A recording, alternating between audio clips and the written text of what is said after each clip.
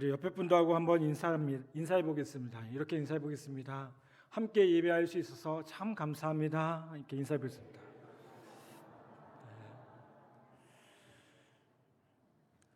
여러분, 오늘 제가 지난주에 광고는 안 했지만 맥주 감사 주일입니다.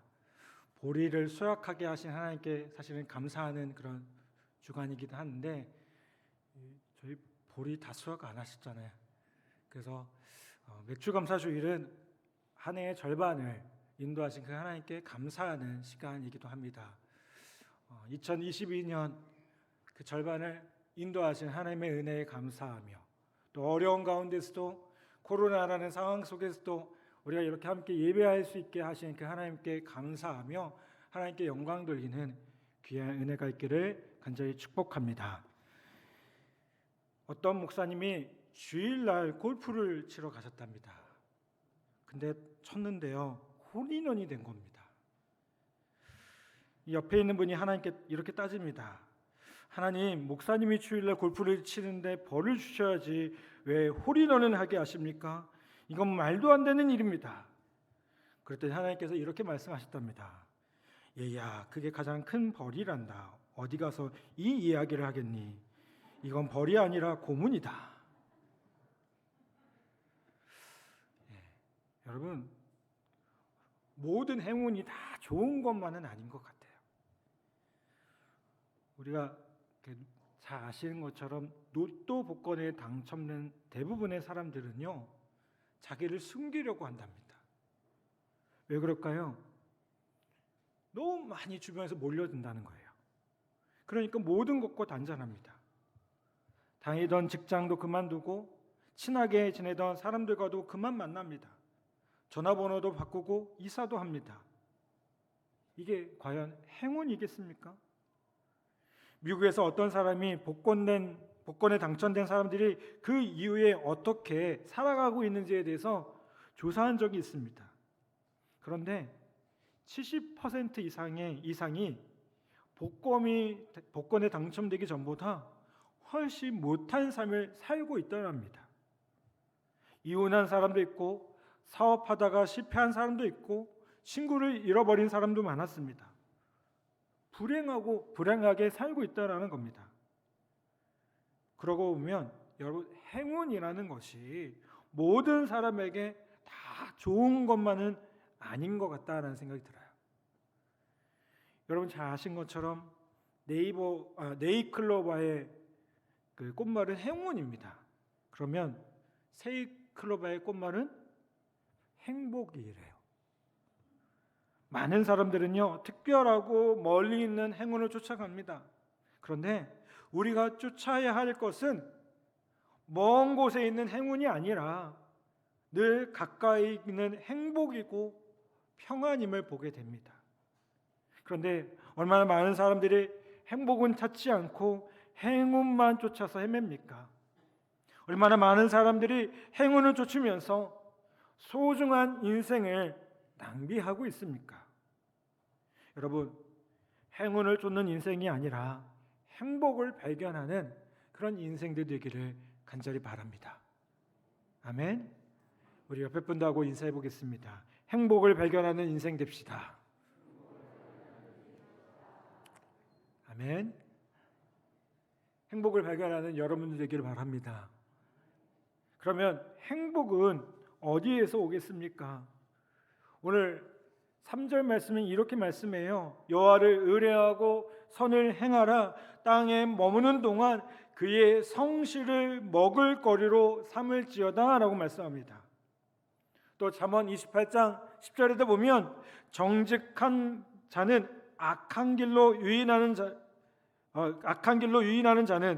정직한 자를 악한 길로 유인하는 자는 스스로 자기 함정에 빠져도 성실한 자는 복을 받느니라.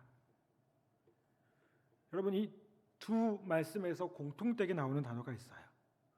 그게 뭘까요? 성실이라는 거예요. 어떤 사람이 행복할 수 있다고요? 성실한 사람이 행복할 수 있다는 거예요. 그 행복을 누릴 수 있다는 거예요. 여러분, 우리는 삶에 어려움이 생길 때마다 자꾸만 불평합니다. 그것을 성실하게 받아들이기보다 자꾸만 불평해요. 여러분, 출애굽하는 이스라엘 백성들의 모습들을 보십시오. 그들이 한결같이 보인 모습들이 있어요. 그게 뭐예요? 하나님의 인도하심을 따라 살아가는 게 아니라 뭐예요? 한결같이 불평해요. 물도 없고 먹을 거리도 없고 우리를 왜 이곳 가운데서 끌고 내어와서 이 고생을 시키냐고. 그 출애굽하는 이스라엘 백성들의 모습을 보면요, 불평이 끊임이 없습니다. 결국 그러다가 하나님께서 어떻게 하셔요? 그 불평하는 자들에게 너는 그 불평한 대로 약속의 땅, 그 가나안 땅에 들어가지 못할 거야 라고 말씀하셨어요. 그리고 그렇게 됐죠. 여러분, 우리의 삶의 모습 가운데 힘들고 어려운 일이 있지만 그 상황 가운데 우리가 불평하고 원망하기보다 그 상황을 이루시고 그 상황 가운데 풍성한 은혜를 주시는 그 하나님께 감사할 수 있는 우리 모두가 되기를 간절히 바랍니다. 아멘. 한국 사람은 입버릇처럼 하는 얘기가 있어요. 힘들고 어려우면 뭐라고 하나요? 아유, 죽겠어. 힘들어 죽겠어. 배고파 죽겠어. 더워 죽겠어. 이렇게 뭐 죽을 게 많아요. 죽을 게 많아요. 근데 여러분, 죽을 일들이 아니에요. 그렇죠? 오히려 그것들을 기쁘게 생각하고 감사하게 생각할 일들도 얼마나 많은지 몰라요. 요즘 날씨가 참 덥잖아요. 안 더우신가요? 저만 덥습니까? 더우니까 저도 모르게 더워, 너무 더워 죽겠어 막 저도 그렇게 나오더라고요. 근데 생각해 보니까요, 날씨가 여름엔 더운 게 정상인 거예요. 아닙니까? 더운 게 정상이에요. 더워야 과일들이 익어요. 열매들이 자랄 수 있어요. 근데 우리는 어떻게 생각해요? 이것도 어렵고 저것도 어렵고. 여러분, 우리가 날마다 불평하고 원망하기보다 오늘 말씀하신 대로 성실한 자가 행복함을 누릴 수 있다는 그 사실을 우리가 함께 기억하면서 날마다 감사할 수 있는 우리 모두 되기를 간절히 바랍니다. 그러면 행복하게 살 수 있는 첫 번째 비결은 무엇이겠습니까? 그것은 삶에 대해서 긍정적인 마음을 갖는 겁니다. 안경을 쓰고 있는 두 사람에게 똑같은 질문을 했습니다. 왜 안경을 썼습니까? 근데 한 사람은 신경질적인 반응을 보여요. 보면 몰라요. 눈이 나쁘니까 썼죠. 근데 또 한 사람은 다른 입장에서 얘기합니다. 더 잘 보려고 안경을 썼습니다. 여러분, 두 사람 모두 안경을 썼어요. 그리고 두 사람 모두 안경을 씀으로 세상을 더 잘 볼 수 있게 되었습니다. 그런데 두 사람이 생각하는 각도는요, 너무나도 다른 것이었어요. 여러분, 누가 더 성실한 사람이겠습니까? 자신에게 주어진 그것에 대해서 긍정적으로 바라볼 수 있는 사람, 긍정적인 마음을 가진 사람이 성실한 사람이고 또 감사할 줄 아는 사람이라는 거예요. 성경에 보면 우리가 요셉을 제가 한동안 설교를 했었죠. 여러분, 이 요셉은 성경에 나오는 하나님의 사람 가운데 가장 성실했던 사람이었습니다. 그의 인생을 보면요, 누구보다도 성실함으로 본이 되었던 사람이에요. 그렇다면 여러분, 요셉이 성실하게 살았기 때문에 그의 인생은 항상 평탄하고 형통했을까요? 아니었어요. 그렇죠? 요셉은 성실했음에도요, 고난과 문제 그리고 넘어짐의 연속이었음을 보게 됩니다. 그런데 이런 삶에 대해서 요셉의 태도가 어땠죠? 부정적이지 않았어요. 어린 나이에 깊은 구덩이에 빠져 죽을 뻔하다가 겨우 살았지만 바로 애굽의 노예가 되었습니다. 거기서 잘 살아보려고 했지만 보디발의 아내 때문에 억울한 누명을 쓰고요, 옥살이를 하게 됩니다. 어떻게 보면 요셉의 인생은요, 정말 꼬인 인생이에요. 그런데 이 요셉은요, 한 번도 자신의 처지에 대해서 부정적으로 생각하거나 불평하지 않았어요. 오늘 본문 1절 말씀에 뭐라고 말씀합니까? 악을 행하는 자들 때문에 불평하지 말며 불의를 행하는 자들을 시기하지 말지어다 라고 말씀해요. 여러분, 뭐 하지 말라고요? 불평하지 말고 시기하지 말라고요. 뭐라고 합니까? 참고 기다리라고 말씀해요. 7절 8절에 보니까요, 여호와 앞에 잠잠하고 참고 기다리라. 자기 길을 형통하며 악한 꾀를 이루는 자들 때문에 불평하지 말지어다. 분을 그치고 노를 버리며 불평하지 말라. 오히려 악을 만들 뿐이라 라고 말씀해요. 여러분, 다른 사람이 잘 되면 우리는 그것에 대해서 별로 좋아하지 않아요. 배 아프게 생각해요. 분노가 생기고요, 시기하게 됩니다. 그리고 이런 생각이 들죠. 왜 나만 이 모양 이 꼴이지? 자꾸 다른 사람하고 비교하면서 자신을 그렇게 낮춰요. 하대해요. 여러분, 하나님은 요셉의 인생을 통해서 우리에게 분명하게 말씀하십니다. 그럼에도 불구하고 어떠한 환경 가운데서도, 형편에서도 긍정적으로 삶을 세워나가라고 말씀해요. 왜요? 하나님께서 요셉에게 약속한 게 있어요. 뭘 약속하셨나요? 내가 너와 함께 하겠다고. 아멘. 여러분, 우리가 우리의 인생 가운데 그냥 살아가는 게 아닙니다. 나 혼자 그냥 살아가는 것이 아닙니다. 우리는 하나님과 함께하는 성도들입니다. 아멘. 한번 따라서봅시다. 나는 하나님과 함께하는 성도입니다. 여러분, 삶의 고난이 찾아오고 불평하는 마음이 들 때마다 고백하셔야 돼요. 내 안에 하나님이 계셔. 내 안에 하나님이 계셔. 여러분, 하나님이 내 안에 계시는데 불평할 수 있을까요? 이거 함부로 할 수 없잖아요.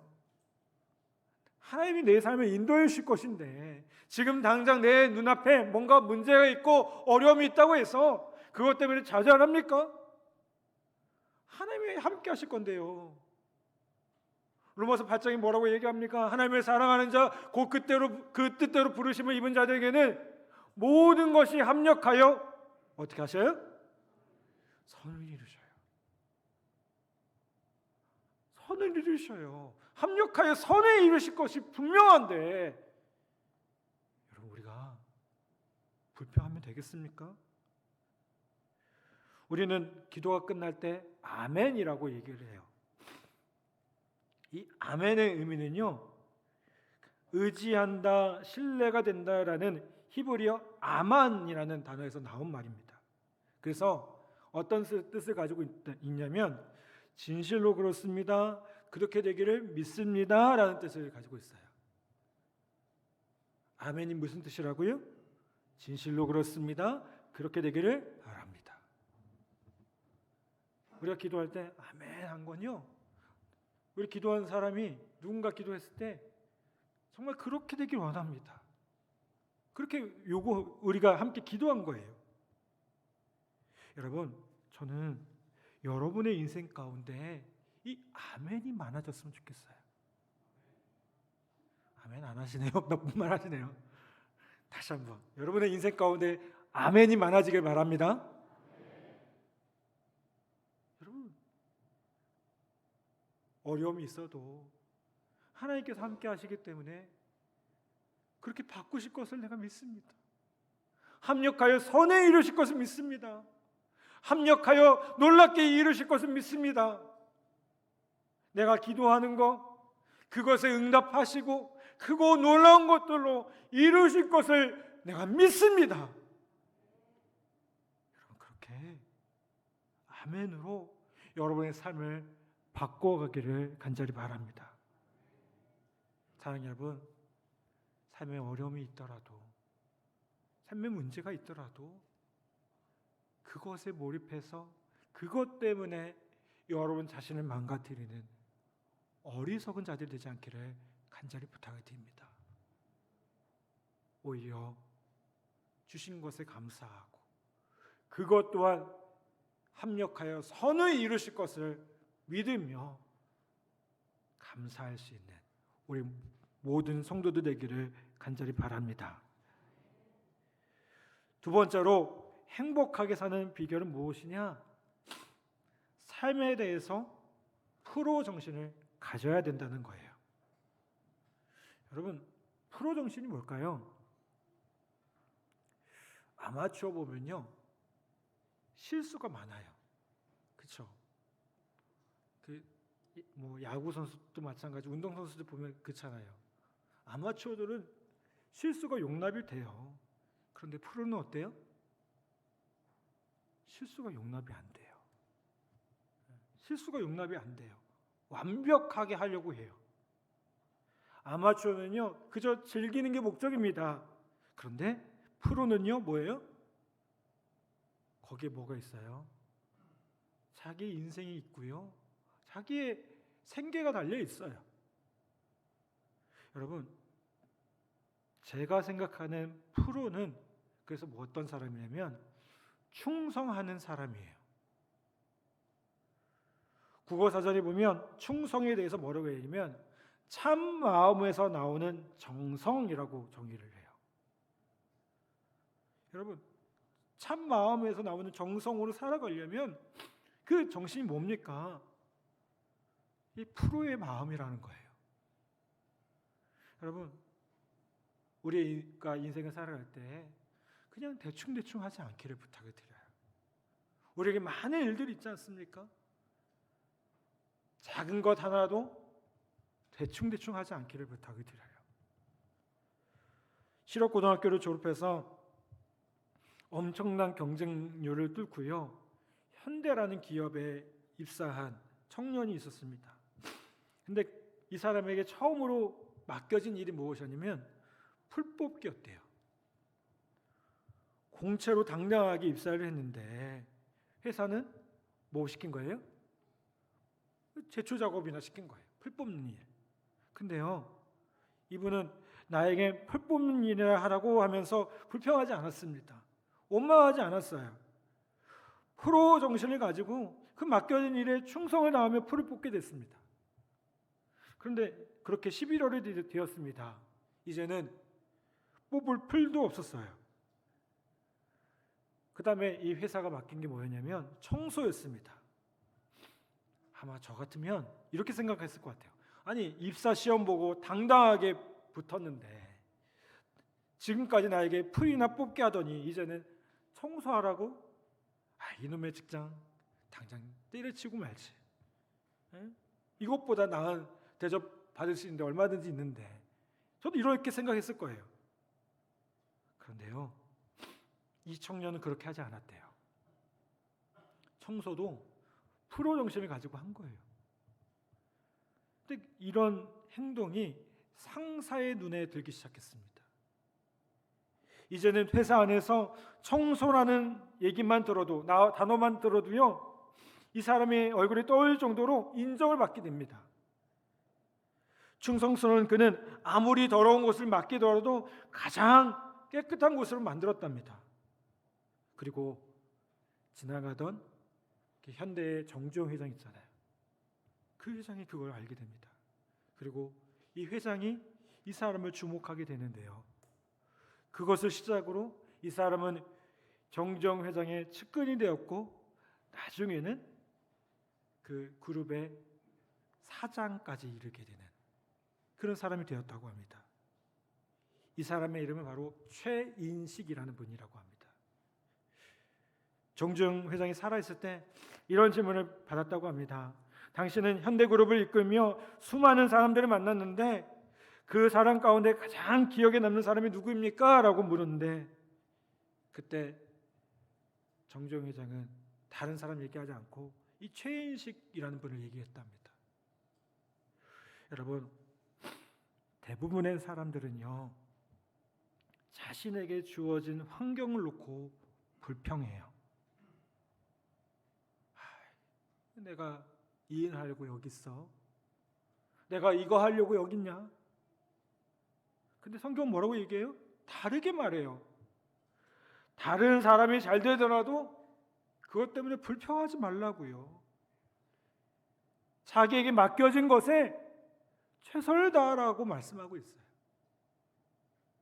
사랑하는 여러분, 여러분이 있는 지금 이 자리, 여러분이 섬기고 있는 그 자리가 누가 맡겨주신 걸까요? 하나님께서 맡겨주신 자리예요.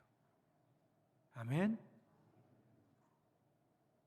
특별히 나라를 지키기 위해서, 이 땅에 이 나라를 지키기 위해서 있는 여러분, 여러분의 그 자리가요, 하나님께서 맡겨주신 자리라는 사실을 기억하기를 간절히 바랍니다.